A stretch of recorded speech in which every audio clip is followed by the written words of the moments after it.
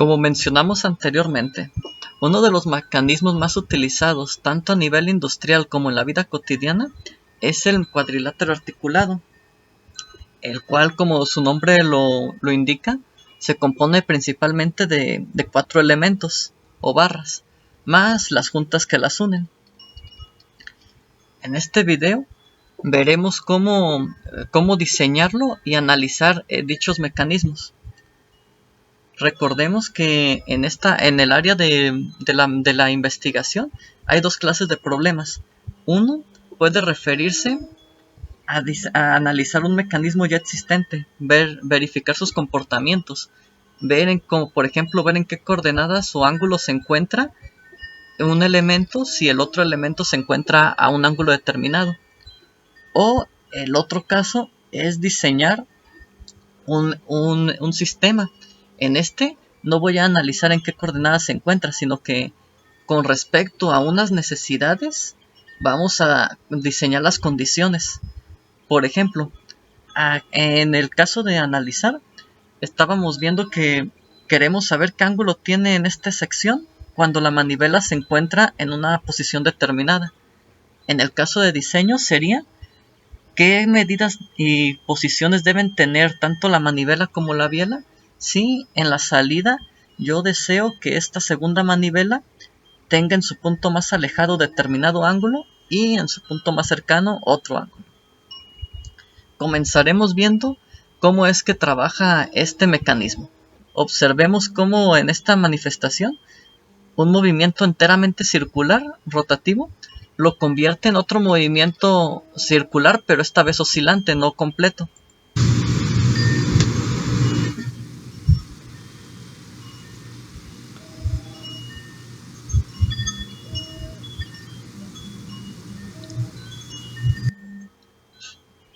Esta es una de las maneras básicas en las que trabaja este mecanismo. Y para que se cumpla tal ley, debemos de tener tales condiciones, se debe de cumplir la ley de Grashof, la cual nos indica que la sumatoria del lado más pequeño más el lado más grande debe ser menor o igual a la sumatoria de los otros lados. Por ejemplo, si quisiéramos que este mecanismo diera la vuelta completa a la manivela, deberíamos cumplir esta ley. El lado menor son 30 milímetros y el mayor son 90. La sumatoria da 120. Si lo comparamos con la sumatoria de 80 más 70, que son los otros dos lados, son 150. Entonces se cumple la ley de Grashof. Este mecanismo va a poder funcionar girando completamente esta manivela, mientras que esta tendrá un movimiento oscilatorio. Sin embargo, a pesar de que esta ley dice matemáticamente es permisible de que sea menor o igual, en el mundo real es que debe de ser menor, porque si fuera igual estaría muy propenso a trabamientos el mecanismo, por razones de los ajustes y otras variables como la fricción. Y de hecho mientras esta relación sea más pequeña, hasta cierto punto, va a ayudar a que el movimiento sea más suave. Va a haber menos trabamientos. Mientras más cerca la igualdad, se va a tender a ver más trabamientos y puntos muertos. No siempre es necesario realizar este movimiento. En este caso requerimos que girara completamente la manivela y que la salida fuera un movimiento de vaivén. Eso es solo una de las manifestaciones de este mecanismo, que se le llama manivela balancín. Otra posible aplicación es doble balancín. En este caso, la entrada no es necesario que dé una rotación completa, sino que simplemente oscile y la salida también oscile. O la otra, que es doble manivela. En este caso, va a tender a girar tanto la entrada como la salida. Van a tender a dar una rotación completa. Este mecanismo también se le llama paralelogramo y se lo utilizó mucho, por ejemplo, en las máquinas de vapor, para transmitir el movimiento circular de una rueda a la otra rueda y de esta manera evitar otra transmisión que sería muy cara. Por ejemplo, hacerlo la conexión por medio de engranajes. Aquí ocuparíamos mínimo 2-3 engranes para que dieran el movimiento en el mismo sentido, y aparte por las dimensiones terminaría siendo excesivamente caro. Otra transmisión por correas o cadenas también se podría, pero en cuanto a simplicidad, esta es la mejor opción. Simplicidad y eficiencia para esa aplicación en específico. Otra de las muchas aplicaciones que vamos a ver son que este mecanismo se pudiera aplicar en los parabrisas, en articulaciones mecánicas, etc. Aquí veremos una aplicación del doble manivela. Observen cómo un movimiento totalmente circular lo va a transmitir a un punto más alejado de manera circular.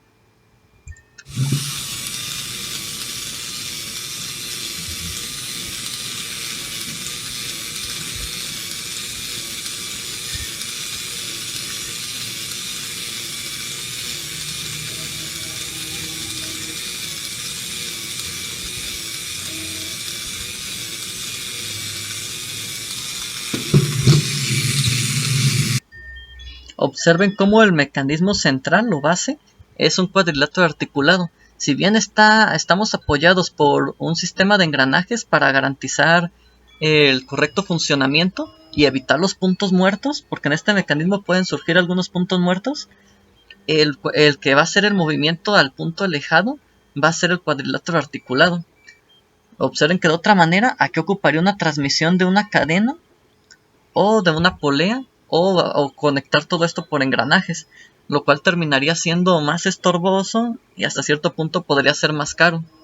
Y en aplicaciones en las que no se puede simplemente que haya aquí una cadena o una polea que nos vaya a generar estorbo, entonces esta aplicación podría ayudarnos bastante.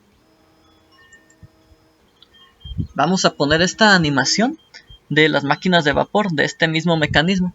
Observen cómo se transmite a las ruedas ese movimiento circular.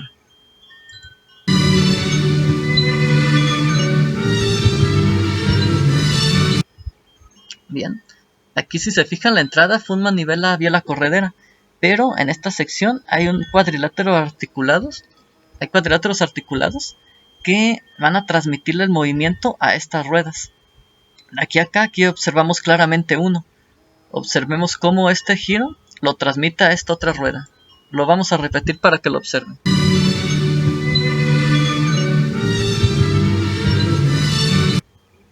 Bien. Esta animación, si quieren verla en más detalle, la pueden encontrar en este enlace.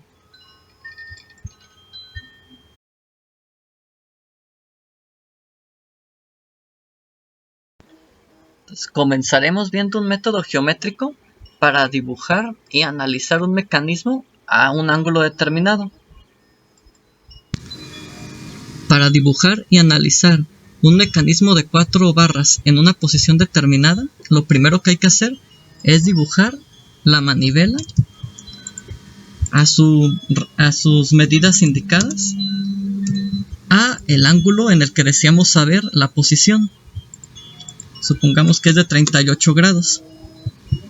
Después debemos ubicar el punto donde comienza la segunda manivela, que sería a 90 milímetros para este ejemplo. Después de ello, haremos un arco con centro en el punto o la junta móvil de la primera manivela. Lo abriremos con un radio igual al de la biela. En este caso la biela tiene un radio de 80. Aquí, como dibujamos un círculo, pondremos que el diámetro es de 160. Claro está que si lo están haciendo con métodos manuales y están utilizando un compás, lo abrirían simplemente 80. Después, en el punto donde nace la segunda manivela, vamos a abrir otra vez un círculo, pero esta vez con un radio igual a la longitud de la manivela. La manivela tiene una longitud de 70. Entonces el diámetro será de 140. Siguiente paso. Crearemos las geometrías. Uniremos el punto donde nace la segunda manivela con donde se interceptan los dos círculos. Y de dicho punto también lo uniremos con el punto donde nace el otro círculo. es decir, donde termina la primera manivela. Y de esta manera tenemos nuestro mecanismo de 4 barras. Si quisiéramos saber el ángulo final, basta con medir aquí, con métodos geométricos o analíticos. Comprobemos la longitud de los eslabones, 80 y 70.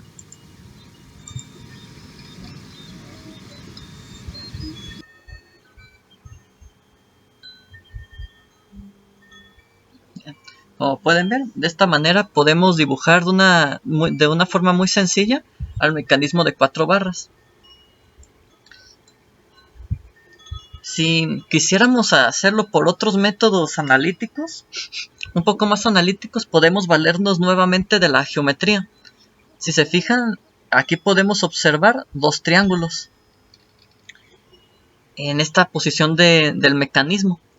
¿Cómo procederíamos a resolver este problema?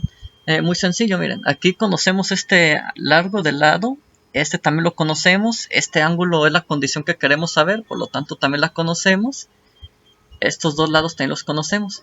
Entonces recordamos, tenemos la función trigonométrica coseno. Dicha función nos dice que el lado opuesto al cuadrado va a ser igual a la sumatoria del cuadrado de cada uno de los lados menos 2 veces el producto de los dos lados por el coseno del ángulo que hay entre ellos. Dicho de otra manera, aquí está escrita la fórmula. Con esta fórmula podemos obtener fácilmente este otro lado. Simplemente despejaríamos el lado y quedaría la raíz cuadrada de todo esto que dijimos. Al obtener este lado, ya conocemos los 3 lados de este triángulo. De esta manera podemos aplicar la ley de cosenos y conocer el ángulo X, este de color verde. De la misma forma, utilizando el triángulo amarillo, podríamos obtener el ángulo Y de color azul. Y la sumatoria de estos dos ángulos daría el ángulo total Z, que es el que queremos conocer. Una de las partes que más nos interesa al diseñar un mecanismo son sus posiciones máximas y mínimas.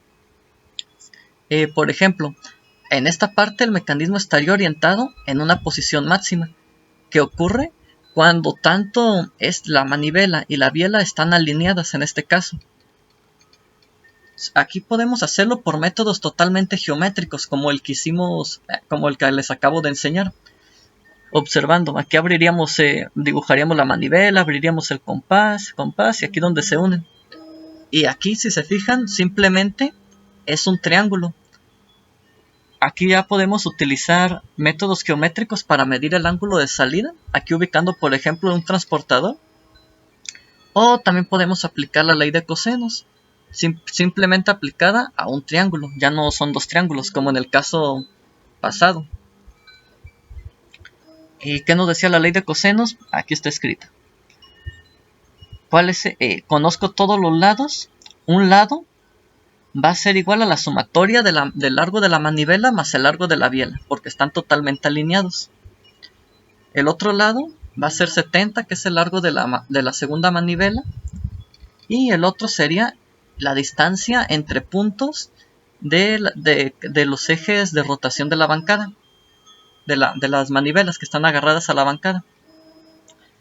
De esta manera, la única incógnita es este coseno, el ángulo que hay en este punto. Aquí vamos a suponer que no lo conozco. Conozco este ángulo, pero no conozco este otro ángulo. De esta fórmula conozco todo lo demás. Simplemente hay que despejar el ángulo. ¿Y cómo se despeja? Pues tenemos aquí el lado mayor, que es la sumatoria. Y a ese le van a pasar restando el largo de la manivela 2 menos el largo del elemento fijo, que vamos a llamar por F. En este caso es 90. Y todo eso va a estar dividido sobre 2 por el largo de la manivela 2 por el largo del elemento fijo. De manera negativa, porque pasa aquí restando. Y finalmente nos quedaría el coseno de Z. Y de este punto simplemente vamos a aplicar el coseno inverso a toda esa operación, obteniendo así el ángulo de salida. Esto es, por ejemplo, cuando no bastan métodos geométricos o no se dispone del software adecuado y se requiere una precisión más elevada. De esta manera podemos tener la precisión matemática. El caso contrario, cuando estamos en el punto mínimo. En este caso, ¿cómo vamos a obtener este ángulo? ¿Cómo vamos a obtener este lado? Ahora, en vez de ser la sumatoria, va a ser la resta, porque vuelven a estar alineados. Pero ahora no se suman, ahora se restan las longitudes. Aquí podemos observar claramente cómo al largo de 80 de la biela se le quitan los 30 de la manivela. Y bueno, aquí ya conocemos tres lados. Al conocer tres lados, aplicando la ley de cosenos, como en el caso anterior, podemos obtener el lado de salida. Y también el lado de entrada, que creo que se los mencioné por error de que ya lo conocíamos. Hace unos momentos les dije que este ya se conocía. No, es mentira, este no lo conocemos. Aquí lo conocimos porque lo trazamos en el software. Pero lo que sí conocemos son los tres lados. Pero podemos ver que en esta fórmula ni siquiera lo ocupamos. Y si lo quisiéramos conocer, porque así sería algo común, en qué coordenadas, en qué ángulo está ubicada mi manivela en su punto máximo, simplemente aplicaríamos la ley de cosenos, pero ahora aplicando los lados adecuados. De la misma manera, aquí vamos a aplicar la ley de cosenos igual que en el ejemplo anterior y obtendremos este lado. La única diferencia es que el lado m, en lugar de ser la sumatoria, va a ser la resta. Y si quisiéramos saber simplemente reubicamos lados. El lado de la igualdad va a ser 70 al cuadrado, va a ser igual a la iteración de estos dos lados, que es LM y 90. Porque ahora va a ser el lado opuesto.